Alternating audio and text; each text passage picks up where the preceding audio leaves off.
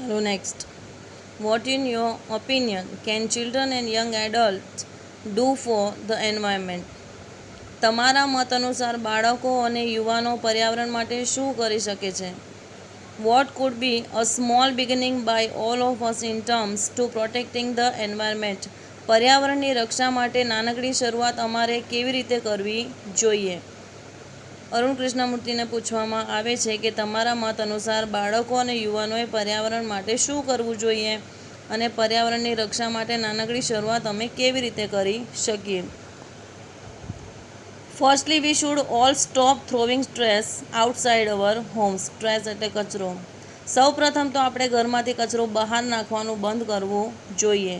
Next, we should reduce the amount of trash we generate. ઘરમાંથી નિર્માણ થતા કચરાનું પ્રમાણ, અમાઉન્ટ ઓફ ટ્રેસ, કચરાનું પ્રમાણ રિડ્યુસ ઘટાડવું જોઈએ. ઘરમાંથી નિર્માણ થતા કચરાનું પ્રમાણ ઘટાડવું જોઈએ. Straws, tissues, wrappers, batteries, fast food, junk, all these end up in lakes and they come from our homes. આપણા ઘરમાંથી આવતા નકામા કચરા જ straws, tissues, wrappers, batteries, fast food વગેરે આપણે તળાવમાં નાખીએ છીએ, તે બંધ કરવું જોઈએ.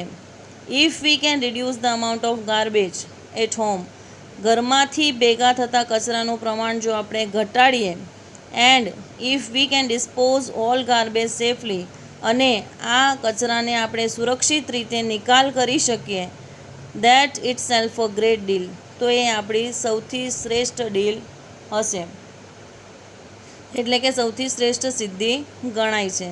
Every student is welcome to volunteer with us in helping the environment.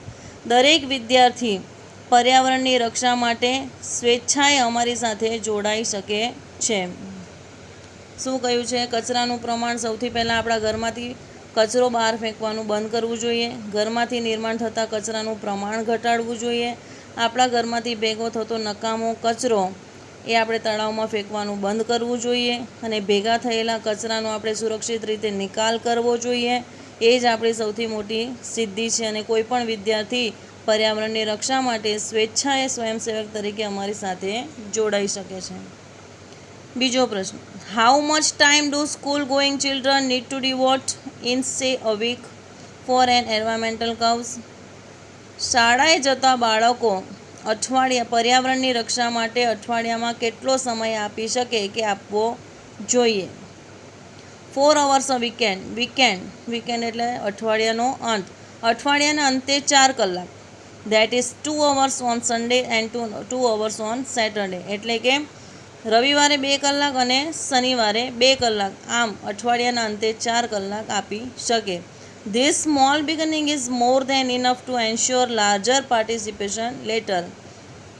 This small beginning, આ નાનકડી શરૂઆત નિશ્ચિત રૂપે આગળ જતાં મોટા પાયા પર આપણને સહભાગી બની શકે છે.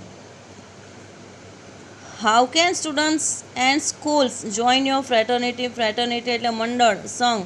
વિદ્યાર્થી કે શાળા તમારી સાથે કેવી રીતે જોડાઈ શકે? Do you have any programmes to introduce your work to them?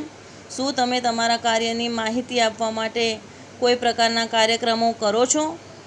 Yes, હા. We offer fellowship to interested students. Fellowship એટલે ભાગીદારી. રસ ધરાવતા વિદ્યાર્થીઓને અમે ભાગીદારી આપીએ છીએ. Our program looks at young animals lover. અમારા કાર્યક્રમો યંગ એનિમલ લવર એટલે કે પ્રાણી પ્રેમીઓ માટે, યંગ વાઇલ્ડ લાઇફ ફોટોગ્રાફર્સ વન્યજીવન ફોટોગ્રાફર્સ માટે, ફિલ્મ મેકર્સ ફિલ્મ બનાવનાર માટે, થિયેટર આર્ટિસ્ટ રંગમંચના કલાકારો માટે, એન્ડ સાયન્ટિફિક રિસર્ચર્સ અને વૈજ્ઞાનિક સંશોધકો માટે છે. We give them training in these areas. આ ક્ષેત્રોમાં અમે આ બધાને તાલીમ આપીએ છીએ. And get them actively involve in our work. અને અમારી બધી જ પ્રવૃત્તિઓમાં તેમને સક્રિય કરીએ છીએ. Our youngest volunteer is in class 3. અમારો સૌથી નાનો સ્વયંસેવક ધોરણ 3માં છે. અહીં પાઠનો અંત થાય છે. આપણે સ્પેલિંગ જોઈ લઈએ અહીંયાથી. વેન્ચર એટલે ઝંપલાવવું, વે એટલે નિર્ણય કરવો, વિચારવું, નિર્ણય કરવો બંને થાય. ક્વિટ એટલે છોડી દેવું, ઇમોશનલ બોન્ડ એટલે ભાવનાત્મક સંબંધ, ડેમેજ એટલે નુકસાન થવું, એટેન્શન એટલે ધ્યાન, ગાર્બેજ એટલે કચરો, એનો સમાનાર્થી તમને કહ્યું તેમ અહીંયા ટ્રેશ એટલે પણ કચરો, લેન્ડફિલ એટલે જમીનમાં દાટી દેવું, એક્વિપમેન્ટ એટલે શસ્ત્ર સરંજામ, કોઈપણ પ્રકારના સાધન ટૂલ્સ, રેક્સ એટલે દાંતી, સ્પેર્સ એટલે પાવડું, પ્રોટેક્ટિવ ગિયર એટલે સુરક્ષા માટેના સાત સરંજામ, ડિસ્ક્રાઇબ એટલે વર્ણવવું, બ્રીફલી એટલે ટૂંકમાં, ડમ્પ એટલે ઠાલવવું, ટુ ડેઝર્ટ એટલે કાદવ કાઢવો, વીડ્સ એટલે ઝાડવાવું, ઓપિનિયન એટલે મત, પ્રોટેક્ટિંગ એટલે રક્ષણ, ટ્રેશ એટલે કચરો, ટુ રિડ્યુસ એટલે ઘટાડવું, ટુ જનરેટ એટલે નિર્માણ કરવું, ટુ ડિસ્પોઝ એટલે નિકાલ કરવો, ટુ ડિવોટ એટલે આપવું, એન્શ્યોર એટલે નિશ્ચિત રૂપે, ફ્રેટર્નિટી એટલે સંઘ મંડળ, ફેલોશિપ એટલે ભાગીદારી,